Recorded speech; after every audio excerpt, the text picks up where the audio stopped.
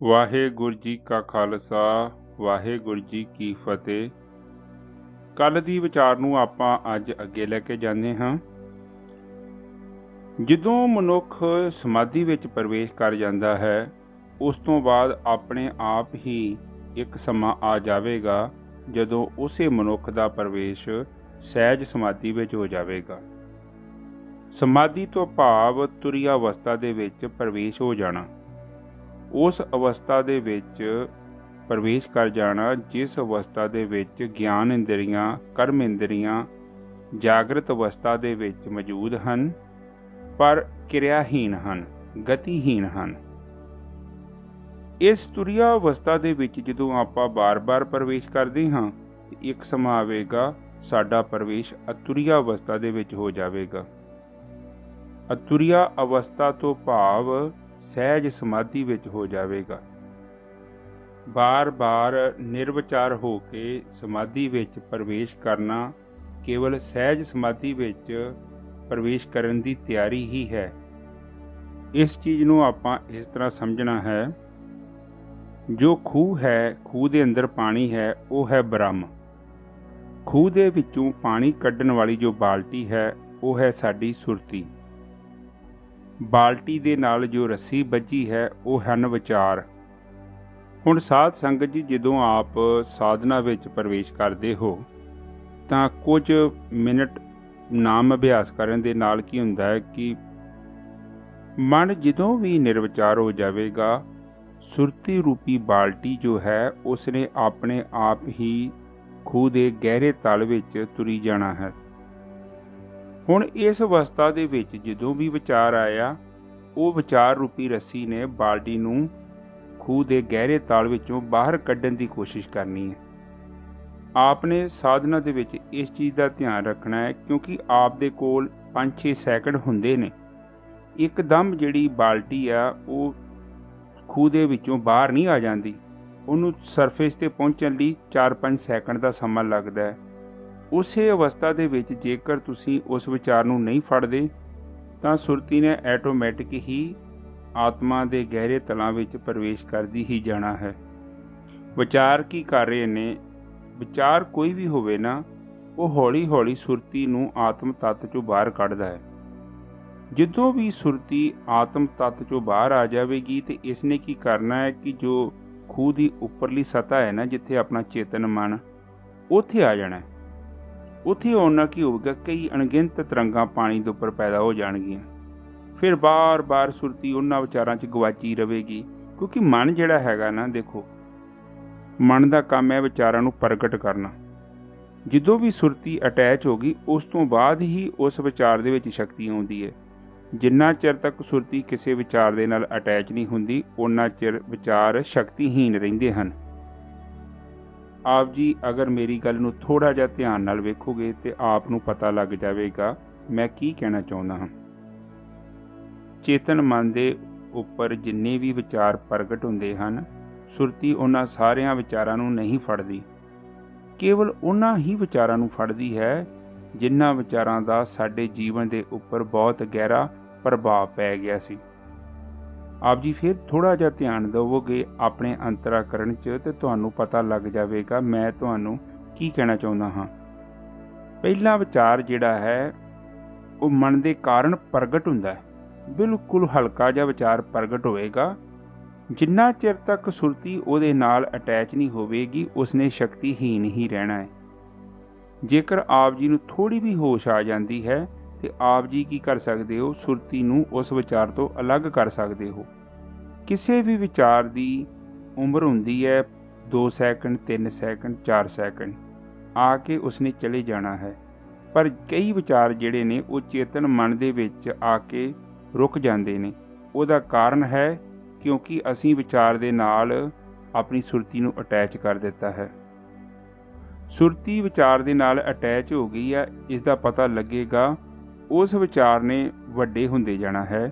ਤੁਹਾਡੇ ਅੰਤਰਾਕਰਣ 'ਚ ਵਿਚਾਰ ਦਾ ਚਿੰਤਨ ਵੱਧਦਾ ਹੀ ਜਾਵੇਗਾ, ਜਿਸ ਤਰ੍ਹਾਂ ਇੱਕ ਮੱਕੜੀ ਦਾ ਜਾਲ ਵੱਧਦਾ ਜਾਂਦਾ ਹੈ। ਹੁਣ ਸਧਾਰਨ ਤੌਰ 'ਤੇ ਜਦੋਂ ਆਪਾਂ ਸੌਂਦੇ ਹਾਂ ਨਾ, ਤੇ ਪਹਿਲਾਂ ਆਪਾਂ ਨੂੰ ਹਲਕੀ ਨੀਂਦ ਆਉਂਦੀ ਹੈ, ਫਿਰ ਆਪਾਂ ਡੀਪ ਸਲੀਪ ਦੇ ਵਿੱਚ ਪ੍ਰਵੇਸ਼ ਕਰ ਜਾਂਦੇ ਹਾਂ।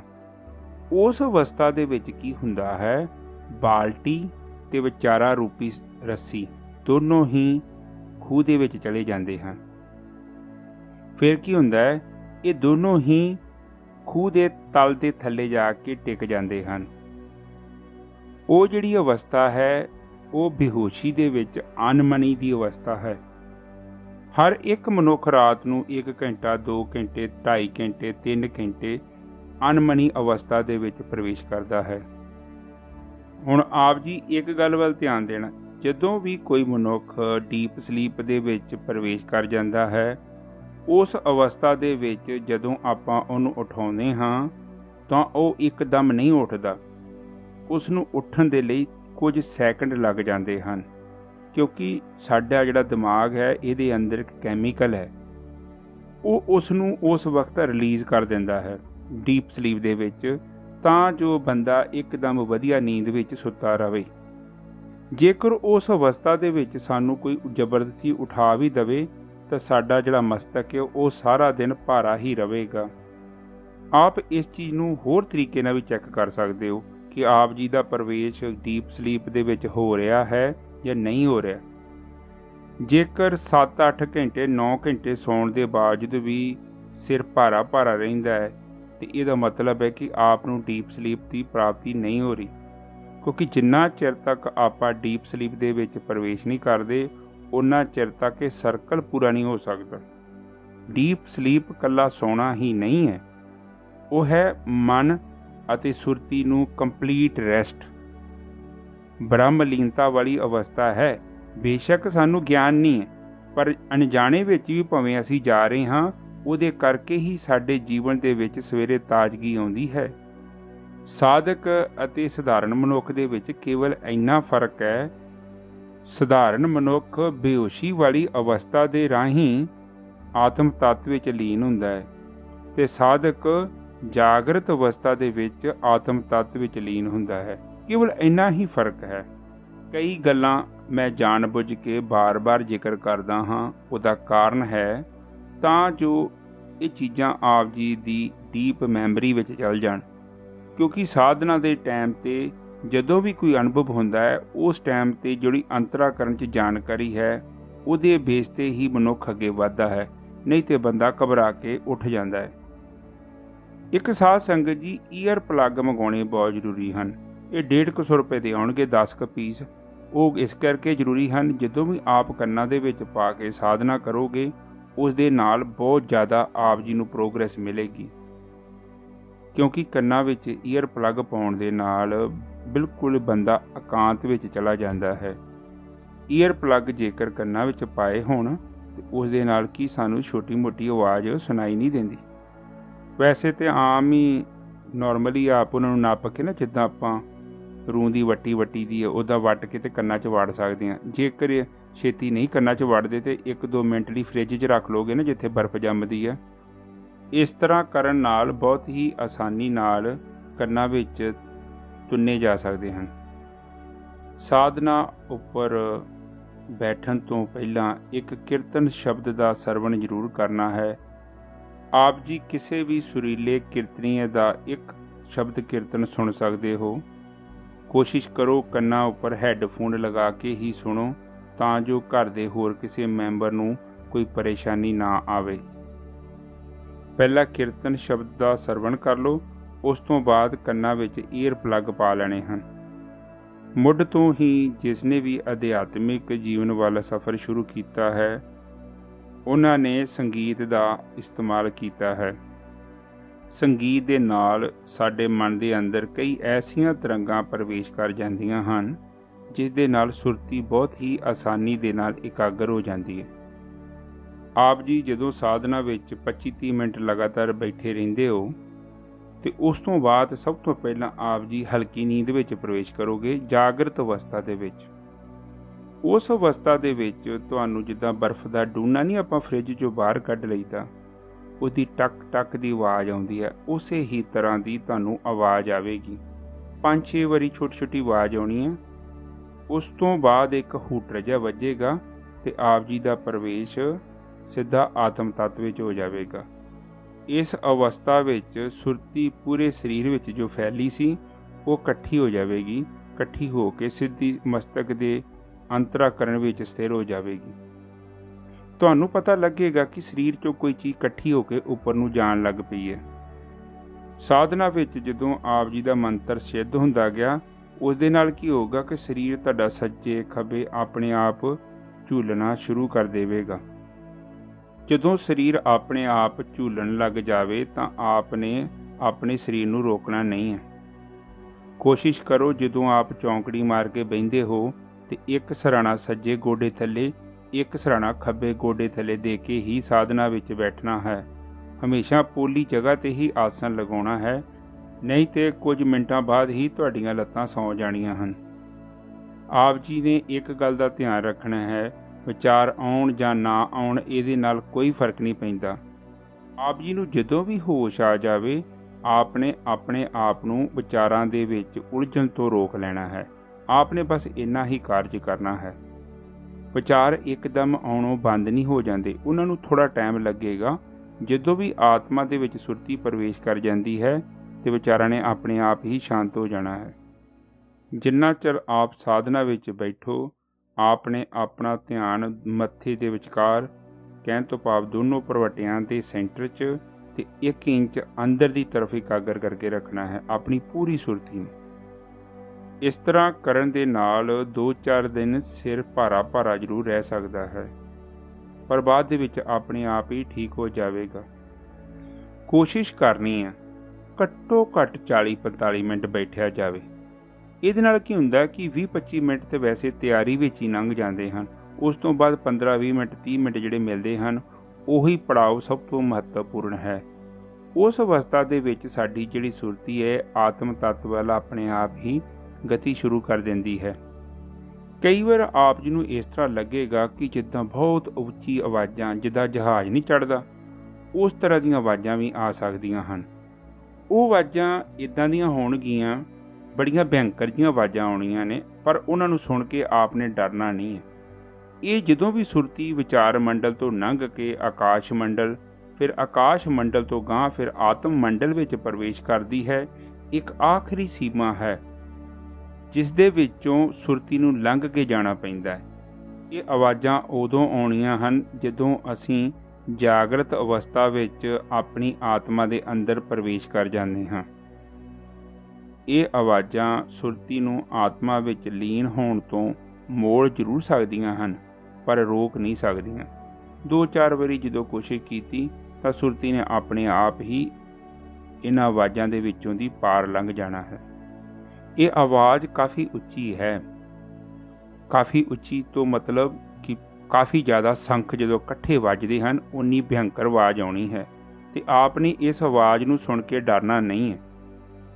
ਆਪ ਜੀ ਦੀ ਸੁਰਤੀ ਜਦੋਂ ਵੀ ਇਹਨਾਂ ਆਵਾਜ਼ਾਂ ਦੇ ਵਿੱਚੋਂ ਦੀ ਲੰਘ ਜਾਵੇਗੀ, ਉਸ ਤੋਂ ਬਾਅਦ ਆਪ ਜੀ ਨੂੰ ਪਤਾ ਲੱਗੇਗਾ ਕਿ ਮੇਰਾ ਜਿਹੜਾ ਪ੍ਰਵੇਸ਼ ਆ ਇੱਕ ਐਸੇ ਮੰਡਲ ਵਿੱਚ ਹੋ ਚੁੱਕਿਆ ਹੈ ਜਿੱਥੇ ਸਾਰਾ ਕੁਝ ਗਤੀਹੀਨ ਹੈ। ਜਦੋਂ ਵੀ ਆਪ ਦਾ ਪ੍ਰਵੇਸ਼ ਇਸ ਗਤੀਹੀਨ ਤੱਤ ਵਿੱਚ ਹੋ ਜਾਵੇ ਤਾਂ ਆਪ ਨੇ ਸਮਝ ਲੈਣਾ ਕਿ ਆਪ ਜੀ ਦਾ ਪ੍ਰਵੇਸ਼ ਆਤਮ ਤੱਤ ਵਿੱਚ ਹੋ ਗਿਆ ਹੈ। ਇਹ ਇੱਕ ਬਹੁਤ ਹੀ ਆਨੰਦਮਈ ਅਵਸਥਾ ਹੈ। ਆਪ ਜੀ ਦਾ ਦਿਲ ਹੈ, ਭਾਵੇਂ ਘੰਟਾ, 1.5 ਘੰਟਾ, 2 ਘੰਟੇ, 3 ਘੰਟੇ ਵੀ ਬਹਿ ਸਕਦੇ ਹੋ। ਕੁਛ ਵੀ ਹੋ ਜਾਵੇ, ਪਰ ਆਪ ਨੇ ਆਪਣੀਆਂ ਅੱਖਾਂ ਨਹੀਂ ਖੋਲਣੀਆਂ ਤੇ ਅੰਦਰ ਹੀ ਆਪਣੀ ਸੁਰਤੀ ਨੂੰ ਇਕਾਗਰ ਕਰਕੇ ਬੈਠੇ ਰਹਿਣਾ ਹੈ।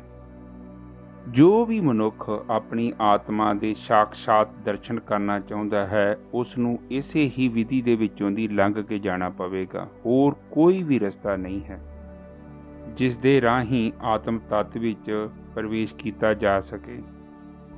ਇਹ ਜਿਹੜੀਆਂ ਆਵਾਜ਼ਾਂ ਹਨ, ਇਹ ਜ਼ਿਆਦਾ ਚਿਰ ਨਹੀਂ ਆਉਣੀਆਂ, 2-3 ਸੈਕਿੰਡ ਆਉਣਗੀਆਂ। ਉਸ ਤੋਂ ਬਾਅਦ ਆਪਣੇ ਆਪ ਹੀ ਇਹਨਾਂ ਆਵਾਜ਼ਾਂ ਨੇ ਬੰਦ ਹੋ ਜਾਣਾ ਹੈ। ਪਹਿਲੀ ਵਾਰੀ ਜਦੋਂ ਆਵਾਜ਼ਾਂ ਆਉਣਗੀਆਂ ਤੇ ਕਾਫੀ ਜ਼ਿਆਦਾ ਤੇਜ਼ ਆਉਣਗੀਆਂ, ਦੂਜੀ ਵਾਰੀ ਇਹਨਾਂ ਦੀ ਆਵਾਜ਼ ਘੱਟ ਜਾਏਗੀ, ਤੀਜੀ ਵਾਰੀ ਹੋਰ ਘੱਟ ਜਾਏਗੀ, ਚੌਥੀ ਵਾਰੀ ਉਸ ਤੋਂ ਵੀ ਘੱਟ ਜਾਵੇਗੀ, 5ਵੀਂ ਵਾਰੀ ਉਸ ਤੋਂ ਵੀ ਜ਼ਿਆਦਾ ਘੱਟ ਜਾਏਗੀ। ਇੱਕ ਸਮਾਂ ਆਵੇਗਾ ਜਦੋਂ ਇਹ ਆਵਾਜ਼ਾਂ ਬਿਲਕੁਲ ਹੀ ਆਉਣੋਂ ਬੰਦ ਹੋ ਜਾਣੀਆਂ ਹਨ। ਆਪ ਜੀ ਦਾ ਜਦੋਂ ਵੀ ਪ੍ਰਵੇਸ਼ ਇਸ ਅਵਸਥਾ ਦੇ ਵਿੱਚ ਹੋਵੇਗਾ, ਮਸਤਕ ਦਾ ਬਹੁਤ ਸਾਰਾ ਹਿੱਸਾ ਆਪਣੇ ਆਪ ਹੀ ਸ਼ਾਂਤ ਹੋ ਜਾਣਾ ਹੈ। ਕਹਿਣ ਤੋਂ ਭਾਵ ਮਸਤਕ ਨੇ ਗਤੀਹੀਨ ਹੋ ਜਾਣਾ ਹੈ। ਆਪ ਜੀ ਨੇ ਜਦੋਂ ਵੀ ਇਸ ਅਵਸਥਾ ਨੂੰ ਅਨੁਭਵ ਕਰ ਲਿਆ ਤੇ ਆਪ ਜੀ ਨੂੰ ਪਤਾ ਲੱਗ ਜਾਵੇਗਾ ਆਪ ਜੀ ਦਾ ਅਸਲੀ ਰੂਪ ਕੀ ਹੈ। ਇਹ ਉਹੀ ਤੱਤ ਹੈ ਜੋ ਸਾਨੂੰ ਸਵੇਰੇ ਦੱਸਦਾ ਹੈ ਰਾਤ ਨੂੰ ਸੁਪਨੇ ਵਿੱਚ ਅਸੀਂ ਕੀ ਵੇਖਿਆ, ਮਨ ਨੇ ਰਾਤ ਨੂੰ ਕੀ ਕੀਤਾ। ਇਸ ਤੱਤ ਵਿੱਚ ਜ਼ਿਆਦਾ ਮੈਮਰੀ ਨਹੀਂ ਹੁੰਦੀ, ਬਹੁਤ ਥੋੜ੍ਹੀ ਜਿਹੀ ਮੈਮਰੀ ਹੁੰਦੀ ਹੈ। ਔਰ ਜਦੋਂ ਵੀ ਸਵੇਰੇ ਆਪਾਂ ਉੱਠਦੇ ਹਾਂ 15-20 ਮਿੰਟਾਂ ਦੇ ਵਿੱਚ ਉਹ ਜਿੰਨੀ ਵੀ ਆਪਾਂ ਜਾਣਕਾਰੀ ਰਾਤ ਸੁਪਨੇ ਵਿੱਚ ਇਕੱਠੀ ਕੀਤੀ ਹੁੰਦੀ ਹੈ ਉਹ ਇਸ ਚੇਤਨਾ ਤੋਂ ਅਲੱਗ ਹੋ ਜਾਵੇਗੀ। ਚੇਤਨਾ ਸ਼ਕਤੀ ਦੇ ਵਿੱਚ ਮੈਮਰੀ ਨਹੀਂ ਹੁੰਦੀ, ਕੇਵਲ ਅਨੁਭਵ ਹੀ ਸਟੋਰ ਹੁੰਦਾ ਹੈ ਜੋ ਬਹੁਤ ਹੀ ਥੋੜ੍ਹੇ ਸਮੇਂ ਲਈ ਹੁੰਦਾ ਹੈ। ਉਸ ਤੋਂ ਬਾਅਦ ਆਪਣੇ ਆਪ ਹੀ ਚੇਤਨਾ ਤੋਂ ਅਨੁਭਵ ਅਲੱਗ ਹੋ ਜਾਂਦਾ ਹੈ। ਆਪ ਜੀ ਦਾ ਜਦੋਂ ਵੀ ਪ੍ਰਵੇਸ਼ ਆਪਣੇ ਅੰਤਰਾਕਰਣ ਵਿੱਚ ਹੋ ਜਾਵੇਗਾ ਉਸ ਅਵਸਥਾ ਦੇ ਵਿੱਚ ਨਾ ਤਾਂ ਭੂਤਕਾਲ ਹੈ ਨਾ ਹੀ ਭਵਿੱਖ ਕਾਲ ਹੈ। ਉਸ ਅਵਸਥਾ ਦੇ ਵਿੱਚ ਕੇਵਲ ਵਰਤਮਾਨ ਕਾਲ ਹੀ ਹੋਵੇਗਾ। ਆਪ ਜਦੋਂ 15-20 ਮਿੰਟ ਸਾਧਨਾ ਵਿੱਚ ਬਹਿੰਦੇ ਹੋ ਤੇ ਆਪ ਨੂੰ ਚੰਗੀ ਤਰ੍ਹਾਂ ਪਤਾ ਲੱਗੇਗਾ ਕਿ ਸਵਾਸ ਜਿਹੜੇ ਨੇ ਤੁਹਾਡੇ ਹੌਲੀ ਹੋਣੇ ਸ਼ੁਰੂ ਹੋ ਗਏ ਨੇ, ਹੌਲੀ ਹੋਣਗੇ, ਹੋਰ ਹੌਲੀ ਹੋ ਜਾਣਗੇ। ਇੱਕ ਸਮਾਂ ਆਵੇਗਾ ਬਿਲਕੁਲ ਹੀ ਸਵਾਸਾਂ ਨੇ ਹੌਲੀ ਹੋ ਜਾਣਾ ਹੈ। ਆਪ ਨੇ ਘਬਰਾਉਣਾ ਨਹੀਂ ਆ। ਆਪ ਜੀ ਦੇ ਸਵਾਸਾਂ ਦੀ ਕੇਵਲ ਸਪੀਡ ਹੀ ਸਲੋ ਹੋਈ ਹੈ, ਬੰਦ ਨਹੀਂ ਹੋਣਗੇ। ਜਦੋਂ ਆਪ ਦੇ ਸਵਾਸ ਬਹੁਤ ਹੌਲੀ ਗਤੀ ਵਿੱਚ ਚੱਲ ਪਏ ਤਾਂ ਆਪ ਜੀ ਨੂੰ ਆਪਣੇ ਦਿਲ ਦੀ ਧੜਕਣ ਵੀ ਸੁਣਾਈ ਦੇਣ ਲੱਗ ਪੈਣੀ ਹੈ। ਜੇਕਰ ਸੁਣਦੀ ਹੈ ਤੇ ਸੁਣ ਸਕਦੇ ਜੋ, ਜੇ ਨਹੀਂ ਸੁਣਦੀ ਤਾਂ ਵੀ ਕੋਈ ਇੰਨੀ ਵਿਚਾਰ ਕਰਨ ਵਾਲੀ ਗੱਲ ਨਹੀਂ ਹੈ। ਜਿਹੜੇ ਵੀ ਆਸਣ ਦੇ ਵਿੱਚ ਆਪ ਇੱਕ ਵਾਰੀ ਬੈਠ ਗਏ ਉਸ ਆਸਣ ਨੂੰ ਆਪ ਨੇ ਬਦਲਣਾ ਨਹੀਂ ਹੈ। ਜਿੱਥੇ ਵੀ ਲੱਤਾਂ ਆਪ ਨੇ ਇੱਕ ਵਾਰੀ ਰੱਖ ਲਈਆਂ ਕੋਸ਼ਿਸ਼ ਕਰੋ ਉਸੇ ਆਸਣ ਵਿੱਚ ਬੈਠੇ ਰਹੋ। ਜੇਕਰ ਆਪ ਕਾਫੀ ਲੰਮੇ ਸਮੇਂ ਤੋਂ ਬੈਠੇ ਹੋ ਤਾਂ ਆਪ ਥੋੜ੍ਹਾ ਬਹੁਤਾ ਆਪਣੇ ਸਰੀਰ ਦੇ ਹਿੱਸੇ ਨੂੰ ਹਿਲਾ ਸਕਦੇ ਹੋ। ਬਾਕੀ ਕੋਸ਼ਿਸ਼ ਇਹੋ ਕਰਨੀ ਹੈ ਕਿ ਸਰੀਰ ਨੂੰ ਨਾ ਹਿਲਾਇਆ ਜਾਵੇ।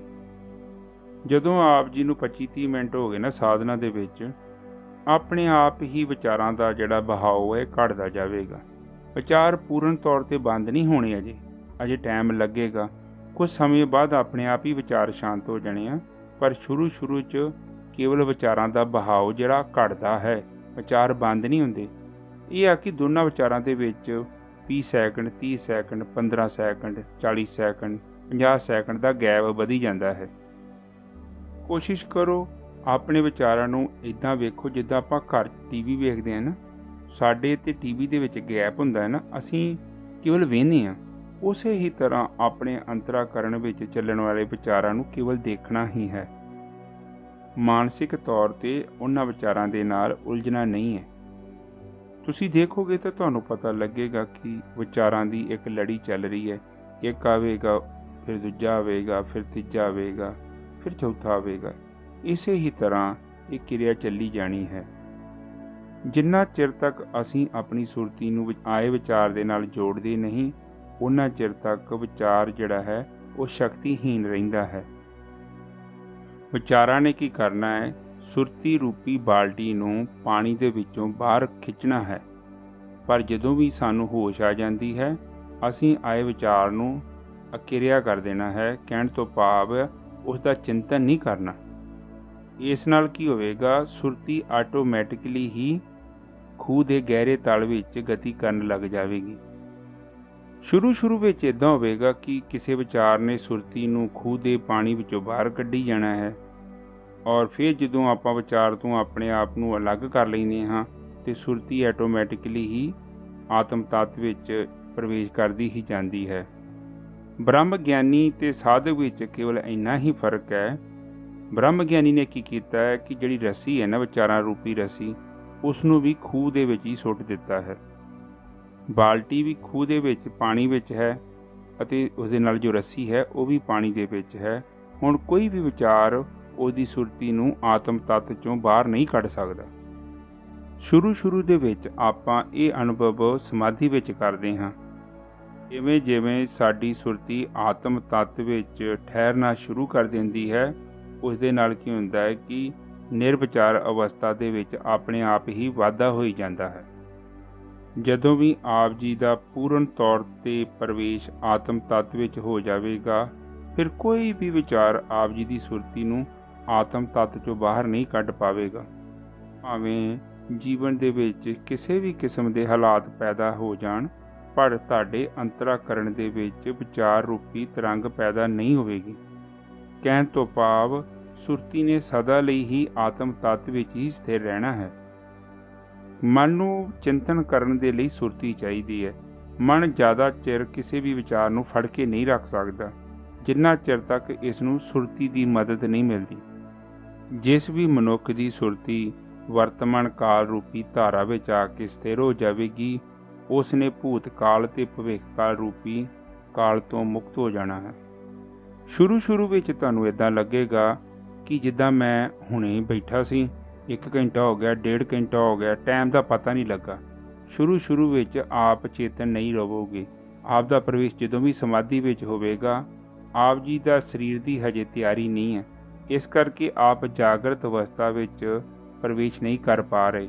ਹੌਲੀ ਜਦੋਂ ਧਿਆਨ ਸਿਮਰਨ ਕੀਤਾ ਤੇ ਆਪ ਜੀ ਦਾ ਜੋ ਚੇਤਨ ਤੱਤ ਹੈ ਉਹ ਉਸੇ ਹੀ ਤਰ੍ਹਾਂ ਬਣਿਆ ਰਹੇਗਾ।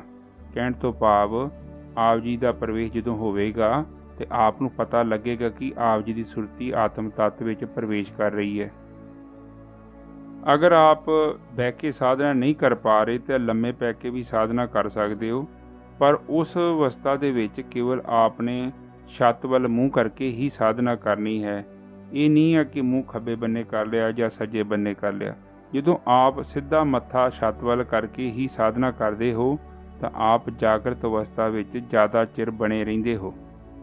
ਜੇਕਰ ਮੂੰਹ ਆਪ ਨੇ ਸੱਜੇ ਜਾਂ ਖੱਬੇ ਬੰਨੇ ਕਰ ਲਿਆ ਤਾਂ ਆਪ ਜੀ ਨੂੰ ਨੀਂਦ ਆ ਜਾਣੀ ਹੈ। ਜਦੋਂ ਆਪ ਛੱਤ ਵੱਲ ਮੂੰਹ ਕਰਕੇ ਲੇਟ ਜਾਓਗੇ ਤੇ ਸੱਜਾ ਹੱਥ ਸੱਜੇ ਬੰਨੇ, ਖੱਬਾ ਹੱਥ ਖੱਬੇ ਬੰਨੇ, ਇਹ ਹੱਥ ਆਪਣੇ ਪੇਟ ਦੇ ਉੱਪਰ ਨਹੀਂ ਰੱਖਣੇ। ਵਾਹਿਗੁਰੂ ਸ਼ਬਦ ਦਾ ਹੀ ਜਾਪ ਕਰਨਾ ਹੈ। ਇਸ ਦੇ ਨਾਲ ਮਨ ਬਹੁਤ ਛੇਤੀ ਇਕਾਗਰ ਹੋ ਜਾਂਦਾ ਹੈ। ਜਿਹੜੇ ਸੰਤ ਆਤਮ ਤੱਤ ਵਿੱਚ ਲੀਨ ਹੋ ਜਾਂਦੇ ਨੇ, ਉਹ ਬਹੁਤ ਘੱਟ ਇਸ ਚੀਜ਼ ਨੂੰ ਅੱਗੇ ਦੱਸਦੇ ਨੇ। ਜਦੋਂ ਕੋਈ ਜਗਿਆਸੂ, ਜਦੋਂ ਕੋਈ ਸਾਧਕ ਬਹੁਤ ਲੰਮਾ ਸਮਾਂ ਉਹਨਾਂ ਦੇ ਸੰਪਰਕ ਵਿੱਚ ਰਹਿੰਦੇ ਹਨ, ਤਾਂ ਹੀ ਉਹ ਆਪਣੇ ਪਰਸਨਲ ਅਨੁਭਵ ਉਹਨਾਂ ਨਾਲ ਸਾਂਝੇ ਕਰਦੇ ਹਨ। ਸਧਾਰਨ ਬੰਦੇ ਨੂੰ ਇਹ ਅਨੁਭਵ ਨਹੀਂ ਦੱਸਦੇ। ਇਹ ਨਹੀਂ ਹੈ ਕਿ ਉਹ ਦੱਸਣਾ ਨਹੀਂ ਚਾਹੁੰਦੇ, ਉਹ ਦੱਸਣਾ ਤੇ ਚਾਹੁੰਦੇ ਨੇ, ਪਰ ਜਿਸ ਨੂੰ ਦੱਸਣਾ ਹੈ ਉਸ ਦੀ ਪਾਤਰਤਾ ਵੀ ਹੋਣੀ ਚਾਹੀਦੀ ਹੈ। ਮੇਰੀ ਜੋ ਸੋਚ ਹੈ ਕਿ ਬ੍ਰਹਮ ਦੇ ਵਿੱਚ ਲੀਨ ਹੋਣ ਦੇ ਲਈ ਹਰ ਇੱਕ ਮਨੁੱਖ ਨੂੰ ਪੂਰਾ ਅਧਿਕਾਰ ਹੈ। ਉਹ ਜਾਣੇ ਅਣਜਾਣੇ ਵਿੱਚ ਵੀ ਭਾਵੇਂ ਭਗਤੀ ਕਰੇਗਾ, ਉਸਨੇ ਆਟੋਮੈਟਿਕਲੀ ਹੀ ਆਨੰਦ ਦਾ ਹੀ ਸਰੂਪ ਹੋ ਜਾਣਾ ਹੈ। ਜਦੋਂ ਆਪਾਂ ਸਾਧਨਾ ਸ਼ੁਰੂ ਕਰ ਦਿੰਦੇ ਹਾਂ, ਸਾਡੀਆਂ ਬੁਰਾਈਆਂ ਸਾਨੂੰ ਬ੍ਰਹਮ ਲੀਨ ਹੋਣ ਤੋਂ ਰੋਕ ਨਹੀਂ ਸਕਦੀਆਂ। ਮੇਰੀ ਇਹ ਕੋਸ਼ਿਸ਼ ਹੈ ਵੱਧ ਤੋਂ ਵੱਧ ਮਨੁੱਖ ਆਤਮ ਤੱਤ ਵੱਲ ਗਤੀ ਕਰਨ। ਬਾਕੀ ਜ਼ਿਆਦਾ ਲੰਮਾ ਚੌੜਾ ਸਮਾਂ ਨਹੀਂ ਲੱਗੇਗਾ। 5-7 ਦਿਨ ਦੇ ਵਿੱਚ ਹੀ ਆਪ ਜੀ ਦਾ ਪ੍ਰਵੇਸ਼ ਸਮਾਧੀ ਅਵਸਥਾ ਵਿੱਚ ਹੋ ਜਾਣਾ ਹੈ। ਬਾਕੀ ਸਾਧਨਾ ਆਪ ਨੇ ਮੇਰੇ ਦੱਸੇ ਅਨੁਸਾਰ ਹੀ ਕਰਨੀ ਹੈ, ਉਸ ਦੇ ਵਿੱਚ ਕੋਈ ਬਦਲਾਅ ਨਹੀਂ ਕਰਨਾ। ਸ਼ੁਰੂ ਵਿੱਚ ਆਪ ਮੇਰੇ ਕਹੇ ਅਨੁਸਾਰ ਹੀ ਸਾਧਨਾ ਕਰੋਗੇ ਤਾਂ ਆਪ ਜੀ ਨੂੰ ਜ਼ਿਆਦਾ ਫਾਇਦਾ ਹੋਵੇਗਾ। ਬਾਅਦ ਦੇ ਵਿੱਚ ਜਦੋਂ ਆਪ ਜੀ ਦੀ ਸੁਰਤੀ ਪੱਕੀ ਹੋ ਗਈ, ਇਕਾਗਰ ਹੋ ਗਈ, ਫਿਰ ਆਪ ਆਪਣੀ ਮਰਜ਼ੀ ਨਾਲ ਸਾਧਨਾ ਬਦਲ ਸਕਦੇ ਹੋ। ਸਾਡੇ ਸਵਾਸ, ਸਾਡਾ ਜੋ ਦਿਲ ਧੜਕਦਾ ਹੈ, ਜੋ ਵੀ ਸਾਡੇ ਅੰਤਰਾਕਰਨ 'ਚ ਕਿਰਿਆ ਚੱਲ ਰਹੀ ਹੈ, ਉਹ ਸਾਰਾ ਕੰਟਰੋਲ ਆਤਮ ਤੱਤ ਦੇ ਹੱਥ ਵਿੱਚ ਹੈ। ਜਿੰਨਾ ਚਿਰ ਤੱਕ ਆਤਮਾ ਨਹੀਂ ਚਾਹੁੰਦੀ, ਓਨਾ ਚਿਰ ਤੱਕ ਅਸੀਂ ਸਰੀਰ ਤੋਂ ਅਲੱਗ ਨਹੀਂ ਹੋ ਸਕਦੇ। ਜਦੋਂ ਵੀ ਆਤਮਾ ਨੇ ਸਰੀਰ ਦਾ ਤਿਆਗ ਕਰ ਦਿੱਤਾ ਤੇ ਆਟੋਮੈਟਿਕਲੀ ਅਸੀਂ ਵੀ ਸਰੀਰ ਚੋਂ ਬਾਹਰ ਹੋ ਜਾਵਾਂਗੇ। ਜੋ ਵੀ ਮਨੁੱਖ ਬਾਰ-ਬਾਰ ਨਿਰਵਿਚਾਰ ਸਮਾਧੀ ਵਿੱਚ ਪ੍ਰਵੇਸ਼ ਕਰਦਾ ਹੀ ਜਾਵੇਗਾ, ਹੌਲੀ ਕਰਕੇ ਉਸ ਨੇ ਹੰਕਾਰ ਤੋਂ ਮੁਕਤ ਹੁੰਦੇ ਜਾਣਾ ਹੈ। ਜਿਵੇਂ ਅਸੀਂ ਹੰਕਾਰ ਤੋਂ ਮੁਕਤ ਹੁੰਦੇ ਜਾਂਦੇ ਹਾਂ, ਉਸੇ ਅਨੁਸਾਰ ਹੀ ਸਾਡਾ ਜਿਹੜਾ ਅੰਤਰਾਕਰਨ ਹੈ ਉਹ ਸ਼ਾਂਤ ਹੋਈ ਜਾਂਦਾ ਹੈ। ਜੋ ਵੀ ਮਨੁੱਖ ਆਪਣੀ ਆਤਮਾ ਦੇ ਬਾਰ-ਬਾਰ ਦਰਸ਼ਨ ਕਰੇਗਾ, ਹੌਲੀ ਕਰਕੇ ਉਹਦੇ ਅੰਤਰਾਕਰਨ ਵਿੱਚ ਜਿੰਨੀਆਂ ਵੀ ਇਛਾਵਾਂ ਹਨ, ਉਹਨਾਂ ਦੀ ਅਗਨ ਨੇ ਸ਼ਾਂਤ ਹੁੰਦੀ ਜਾਣਾ ਹੈ। ਮਨੁੱਖ ਦੇ ਅੰਦਰ ਜਿੰਨੀਆਂ ਜ਼ਿਆਦੀਆਂ ਇਛਾਵਾਂ ਹੋਣਗੀਆਂ, ਉਹਦਾ ਮਨ ਓਨਾ ਹੀ ਜ਼ਿਆਦਾ ਅਸ਼ਾਂਤ ਹੋਵੇਗਾ। ਸੰਤੋਸ਼ ਤੋਂ ਰਹਿਤ ਮਨ ਮੈਲੇ ਸ਼ੀਸ਼ੇ ਦੀ ਤਰ੍ਹਾਂ ਧੁੰਦਲਾ ਹੋ ਜਾਂਦਾ ਹੈ। ਸਾਧ ਦੀ ਸੰਗਤ ਨਿਰਮਲ ਗੰਗਾ ਦੀ ਧਾਰਾ ਵਾਂਗੂ ਹੁੰਦੀ ਹੈ। ਜੋ ਵੀ ਮਨੁੱਖ ਲਗਾਤਾਰ ਇਸ ਧਾਰਾ ਵਿੱਚ ਇਸ਼ਨਾਨ ਕਰਦਾ ਹੀ ਜਾਵੇਗਾ, ਉਸ ਦੇ ਜੀਵਨ ਵਿੱਚ ਆਪਣੇ ਆਪ ਹੀ ਪ੍ਰਕਾਸ਼ ਪ੍ਰਗਟ ਹੋ ਜਾਣਾ ਹੈ, ਜਿਸ ਨੇ ਅਗਿਆਨ ਰੂਪੀ ਹਨੇਰੇ ਨੂੰ ਨਸ਼ਟ ਕਰ ਦੇਣਾ ਹੈ। ਜੋ ਵੀ ਮਨੁੱਖ ਆਪ ਗਤੀਹੀਨ ਤੱਤ ਵਿੱਚ ਸਥਿਰ ਹੋ ਚੁੱਕਿਆ ਹੈ, ਉਸ ਮਨੁੱਖ ਦਾ ਸੰਗ ਦੁਰਲੱਭ ਹੈ। ਅਨੰਤ ਜਨਮਾਂ ਤੋਂ ਮਨੁੱਖ ਸ਼ਾਂਤੀ ਅਤੇ ਆਨੰਦ ਦੀ ਭਾਲ ਪਦਾਰਥਾਂ ਦੇ ਵਿੱਚੋਂ ਲੱਭਣ ਵਿੱਚ ਲੱਗਿਆ ਹੋਇਆ ਹੈ, ਪਰ ਅਜੇ ਤੱਕ ਕਿਸੇ ਵੀ ਮਨੁੱਖ ਨੂੰ ਇਹਨਾਂ ਦੋਨਾਂ ਤੱਤਾਂ ਦੀ ਪ੍ਰਾਪਤੀ ਪਦਾਰਥਾਂ ਦੇ ਵਿੱਚੋਂ ਨਹੀਂ ਹੋਈ ਹੈ। ਗਹਿਰੀ ਨੀਂਦ ਅਚੇਤਨ ਧਿਆਨ ਹੈ, ਜਿਸ ਦੇ ਰਾਹੀਂ ਸਾਨੂੰ ਕਾਸਮਿਕ ਸ਼ਕਤੀ ਦੀ ਪ੍ਰਾਪਤੀ ਹੁੰਦੀ ਹੈ। ਜਦੋਂ ਆਪ ਸਾਧਨਾ ਵਿੱਚ ਪ੍ਰਵੇਸ਼ ਕਰਦੇ ਹੋ ਤਾਂ ਹੌਲੀ ਹੌਲੀ ਕਰਕੇ ਜੀ ਦੇ ਸਵਾਸਾਂ ਦੀ ਗਤੀ ਧੀਮੀ ਹੁੰਦੀ ਜਾਵੇਗੀ। ਇੱਕ ਸਮਾਂ ਆਵੇਗਾ, ਸਵਾਸ ਇੱਕਦਮ ਰਿਦਮ ਵਿੱਚ ਚੱਲਣ ਲੱਗ ਪੈਣਗੇ। ਜਦੋਂ ਵੀ ਆਪ ਜੀ ਨੂੰ ਇਸ ਤਰ੍ਹਾਂ ਦਾ ਅਨੁਭਵ ਹੋਵੇਗਾ, ਕੁਝ ਹੀ ਮਿੰਟਾਂ ਬਾਅਦ ਆਪ ਜੀ ਦਾ ਪ੍ਰਵੇਸ਼ ਧਿਆਨ ਵਾਲੀ ਅਵਸਥਾ ਵਿੱਚ ਹੋ ਜਾਵੇਗਾ। ਉਸ ਅਵਸਥਾ ਦੇ ਵਿੱਚ ਆਪ ਨੇ ਪਰਮ ਸ਼ਾਂਤੀ ਨੂੰ ਆਪ ਖੁਦ ਅਨੁਭਵ ਕਰ ਲੈਣਾ ਹੈ। ਅੱਜ ਦੀ ਵਿਚਾਰ ਇੱਥੇ ਹੀ ਸਮਾਪਤ ਕਰਦੇ ਹਾਂ। ਵਾਹਿਗੁਰੂ ਜੀ ਕਾ ਖਾਲਸਾ, ਵਾਹਿਗੁਰੂ ਜੀ ਕੀ ਫਤਿਹ।